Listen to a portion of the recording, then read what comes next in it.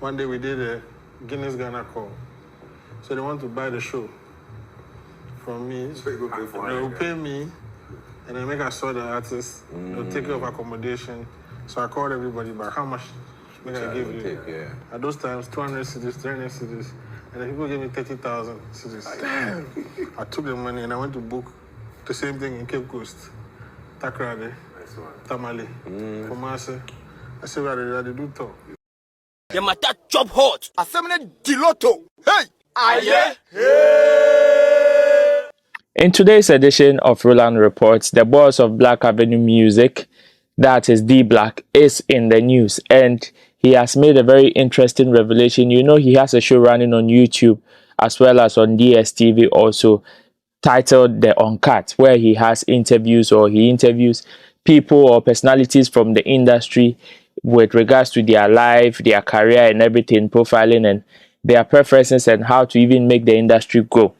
In one of those sessions, man has made a certain interesting revelations, a revelation about his first tour as a musician, and how he got Guinness Ghana Limited to buy his event that cost almost around 400, 300, 200 Ghana cedis for a whooping worth amount of 30,000 Ghana cedis as at that time. Yes, he made this revelation on his Uncut show.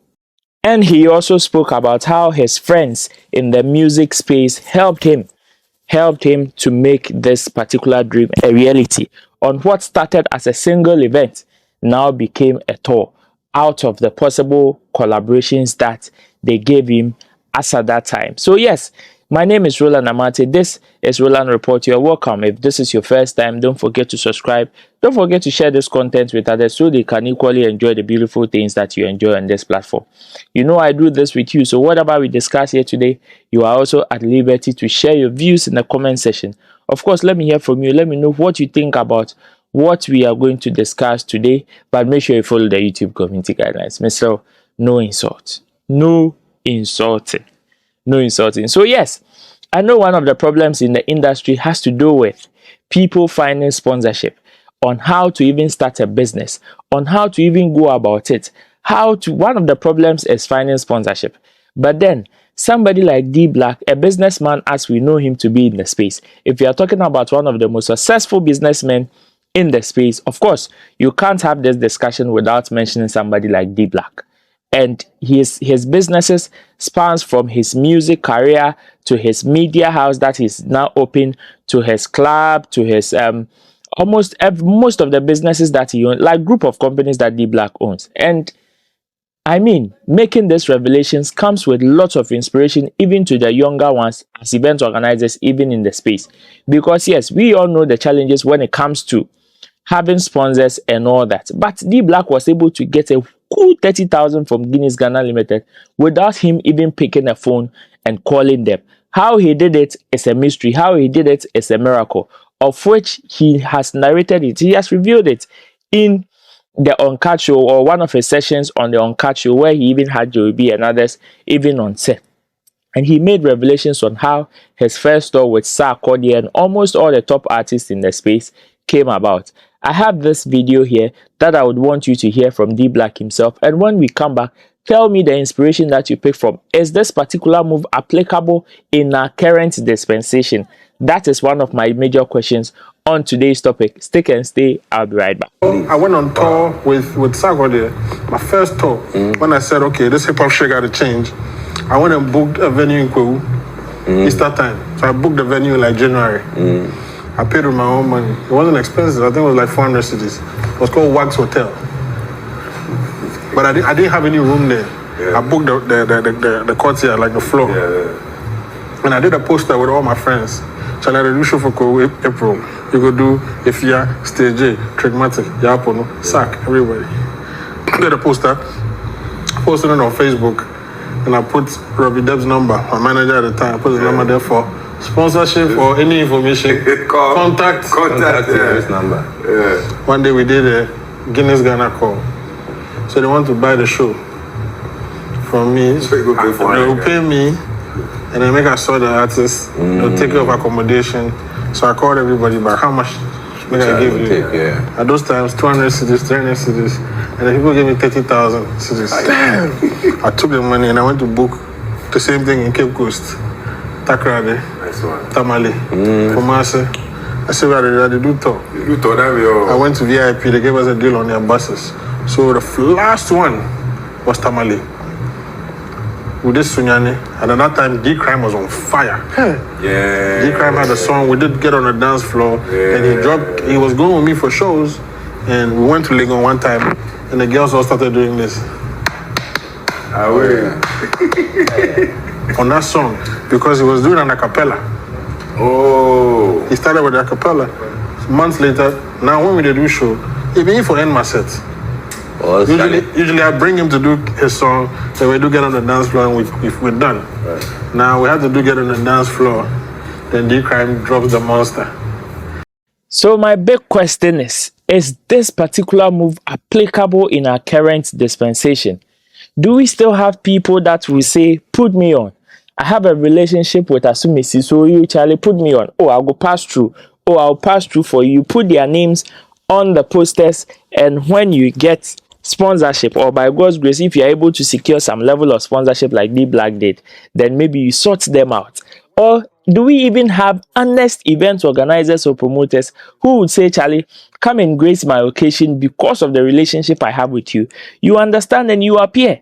But then they get some level of sponsorship or some level of cushioning behind the scenes, and you realize that, Charlie, they will be giving some of our people fantas and whatever, all in the name of, oh, there is no sponsorship. How do we encourage some of these dealings that D Black got in the space? Is this one of the reasons why he's successful? Is it because he's honest with his business to the extent that even though his friends decided, that is the top musicians that he called on the time, decided to help him for free, or probably grace his occasion or grace his party or grace his show for free, when he had sponsorship, he did not let them go unnoticed. In fact, he had to call everybody, like he said, sort all of them out, and the remaining balance had to now do it big with even booking other venues in other regions and going on tour with them, which he cited as being one of the successes of somebody like D-Crime. How do we balance this? Should we go to some of these people for tutelage? And how would some of these statements be taken in our space? Is it one that we can consider and say, oh, D Black Ayadie, when he had sponsorship today, he was able to give his party. When he had sponsorship today, he was able to do this. But what happens to our current crop of event organizers? I mean, we know how some artists have experiences of even the ones that they've promised you, that you've even put in pen on paper. You go to the event grounds and they tell you, oh, when you come to the event, then we give you your balance. How is that story like? How do we deal with some of these inconsistencies? And even artists that even takes event organizers' money and don't show. That 1-2 day. So event organizer will also tell you, Charlie, these people, it is better you don't set them out even before the show. Because should you do, they can decide not to show up and your money can go down the drain. How do we make some of these things? How do we balance them? Of course, let me hear from you. In our current dispensation, our new crop of artists, the way our movement come, do you think we have some people who would equally go down to certain relationships and say, Charlie, I'm coming to do this for you, I'm coming to do that for you for free, even though, yes, we all know the efforts that they put in building their brand? Let me know what you think in the comment section. And I'm asking again, is this a contributing factor to why D Black is successful? Yes, and because of that, there's one particular show that he's been doing for years now, and that is the Tropical Fiesta event. This particular event is top notch. It is a gathering of an array of stars, like a galaxy, a whole galaxy at one place, just for them to entertain the fans and also enjoy themselves. I don't know what you think, but if you think this is also a contributing factor, let me hear from you. Let me know what you think in the comment section. Yes, D Black is a very successful businessman and a musician in our space that nobody can take for granted. Is this the contributing factor? Our current crop of event organizers that honest like how D Black did, or you say right now, dear, let's look elsewhere? Well, this has been Roland's Report. You've been a very beautiful audience. Thanks for spending time with me today on this particular episode. Yes, like I said, don't forget to subscribe, share this content with other people, recommend the page to others, because I have lots and lots and lots of interesting videos on this particular channel that you can enjoy the moment you press on the first click. Yes, so share this content with others so they can equally enjoy. My name is Roland AMARTEY. I'll see you on the next episode. My day. Pong! The matter chop hot. Assembly Diloto. Hey! Aye! Hey!